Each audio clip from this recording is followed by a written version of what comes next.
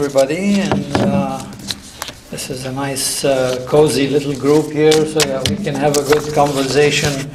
I was going to take time to open my computer to something that I was going to look up, but that's okay. We can skip that. Briefly, let me just say that to sum up my idea, and then I expand on it a little after that. Civil society, there are two ways of looking at it. In terms of its role in revolutionary transitional times, societies that are transitioning but that are experiencing turmoil in their transition. The role of civil society in such cases tends to be one of mobilizing, and tends to be one that is directly involved in the turmoil. Whereas the role of civil society in more normal times, in politically and economically developed countries, say in Europe and the US these days, the role of civil society is more normal, less involved in turmoil, and more engaged in what are considered to be the normal functions of civil society, which is advocacy for special interests and performing actual services for the population or that segment of the population which they represent. Morocco is somewhere in between the two. Morocco is a transitional society, however, it is not experiencing turmoil or revolutionary transition. At the same time, Morocco is not quite where it wants to be. It's still in transition towards a more normal, fully developed, politically and economically developed society. So, in that case, civil society in Morocco plays a very important role in helping that transition along, and at the same time in absorbing some of the revolutionary energy, so that it doesn't cause turmoil, but it causes progress. This is in a nutshell where I place Moroccan civil society. In general, the definition of civil society is that these are groups, clusters of groups, that form voluntarily. In other words, this is not something you inherit by birth. This is not something you get from your religion. These are usually secular groups that get together around a certain idea or around a certain interest, and therefore they represent that interest, that group, and they advocate for it. They also serve as a watchdog. The principal definitions of civil society involve, or they estimate that civil society plays an important role of helping society avoid tyranny. They help citizens rely on themselves and perform certain functions for themselves, so they don't have to rely on government to perform it for them. But also, they act as a watchdog, which means they observe the government and they make sure that the government is living up to its obligations towards its citizens. And when they find that the government is not doing so, then they point that out. In normal societies, in normal ways, within the mainstream political life of the country, and not in revolutionary ways. Now, what happened in the Middle East in general, in the MENA region? Civil society in the 90s, starting from 1990, and for 10 years after that. Civil society, as well as social media, as well as the spread of the internet. The Middle East was a black hole. If you looked at the whole globe and you lit up the areas where civil society was active and the internet was spreading fast, the Middle East wasn't there. However, in year 2000 and on, this picture starts to change. It changes dramatically and it changes quickly. So that today, internet, social media, is higher than average in the Middle East and the rest of the world.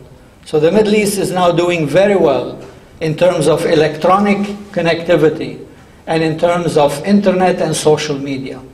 And these are very important corollaries of civil society. Now, what happened in 2011, what many people refer to as the Arab Spring and which I refer to as the Arab uprisings. It is in the singular because there's a common thread. What started in Tunisia spread very quickly to Yemen and then Egypt and then Libya and then Syria. So it was the same phenomenon. So I don't say uprisings, but one uprising. And the theme was a common theme. And the slogans were similar slogans. This had a lot to do with the social media and the spread of electronic connectivity. So the social media and internet did not cause the Arab uprising, but they facilitated it and made it easier and helped it to move along in a quicker way. Because in those societies, in those 4 countries that I mentioned, are the countries where they had an actual uprising with turmoil, with varying degrees of violence, and where the head of state was overthrown or changed because of it. In those societies, civil society organizations, the NGOs, played a mobilizing role. They engaged, they were the spark that caused this uprising.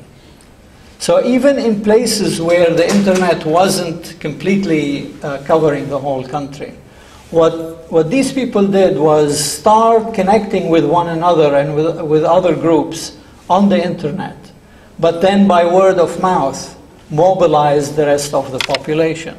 These large, huge crowds in the streets and in public squares were instigated by a small group of young people. Instead of civil society, you often hear the word youth. The youth of the Arab world started this in Egypt, this in Tunisia, etc. But what they're referring to, the youth didn't just spontaneously and in a disorganized way come out into the streets. They were organized and instigated and sparked by civil society in their countries. So in terms of the positive force for change, these civil society groups played an important role, because without them probably this wouldn't have happened.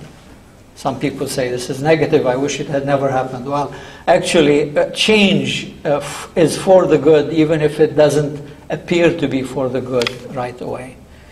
In a negative way, for civil society, they're playing the role of a mobilizing force was a bit negative for them, because that's not a natural role for civil society.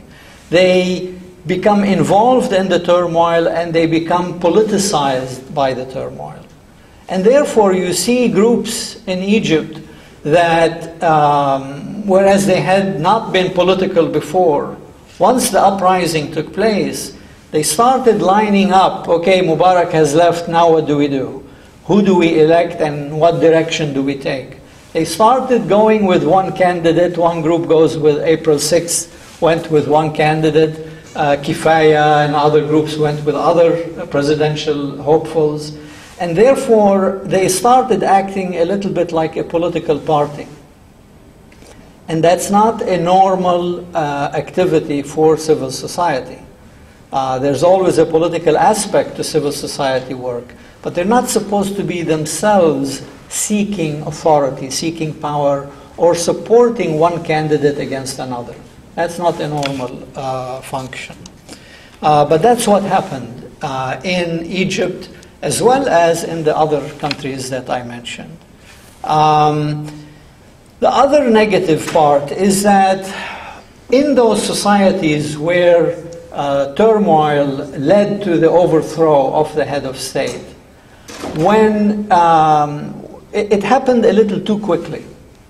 And therefore, civil society itself was not prepared for what came after the deposition of the head of state. And what they did was unleash other more traditional forces in these countries, tribal, political, military, etc. And now you find that in all these cases, Syria being a special case, of course, because a very bloody civil war is continuing right now, so it's not the right time to talk about civil society in Syria.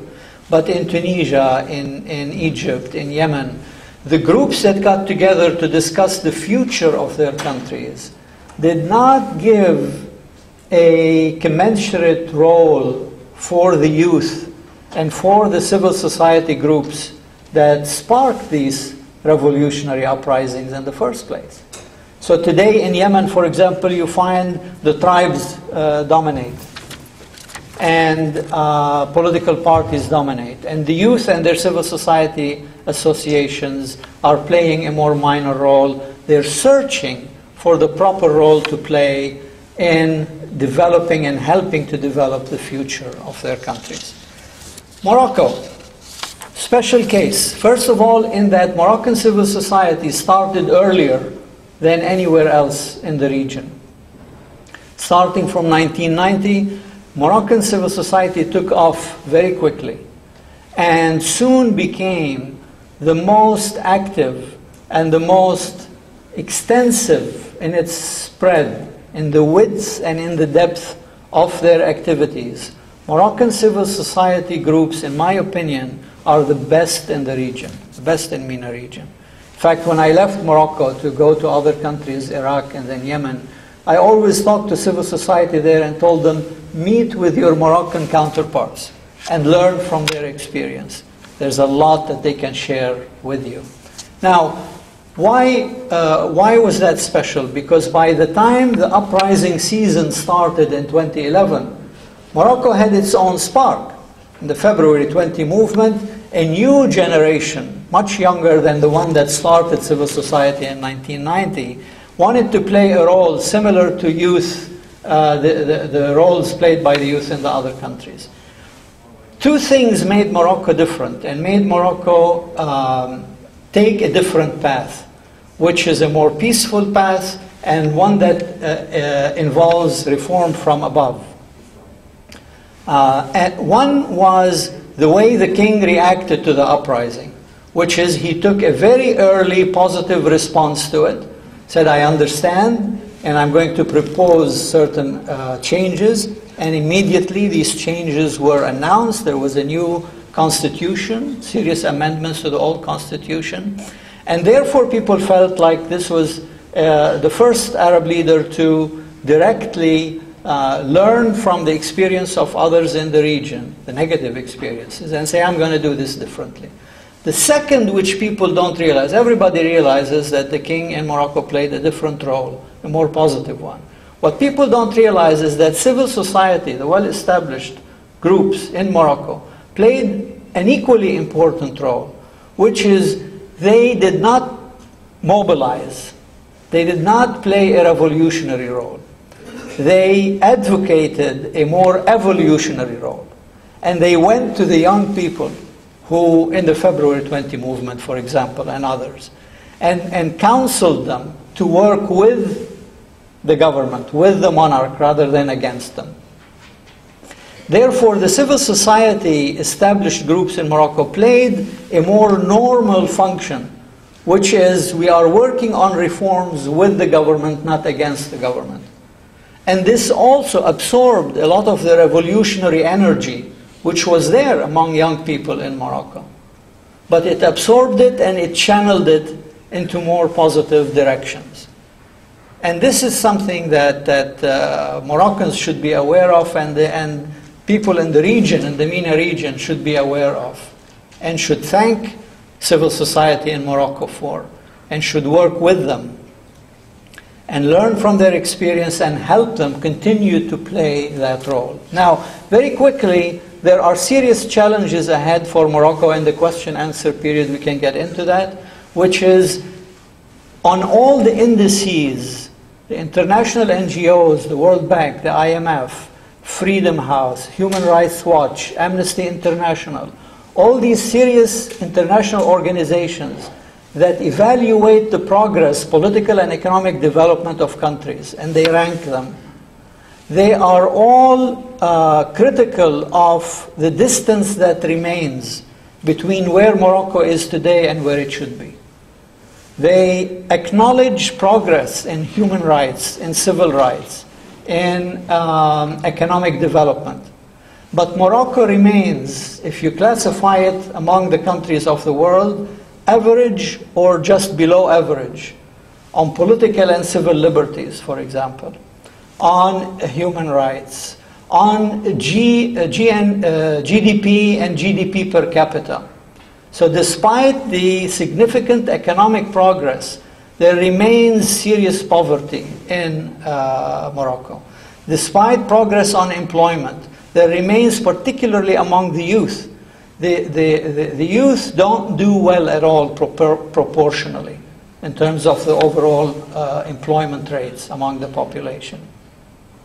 The corruption is a very important problem.